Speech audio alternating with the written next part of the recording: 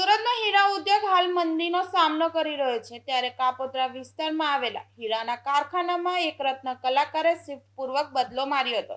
સારી ક્વોલિટીના ગુણવત્તાના હીરા બદલી 1.5 લાખથી વધુની છેતરપિંડી કરી હતી.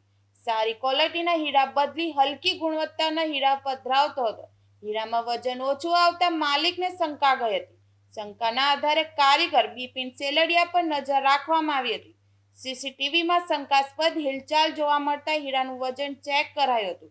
વજન ઓછું આવતા કાપોદ્રા પોલીસ મથકમાં ફરિયાદ નોંધાઈ હતી, જેમાં 1.5 લાખના હીરા બદલી લેવાઈની ફરિયાદ બિપિન સેલડિયા સામે નોંધાઈ છે.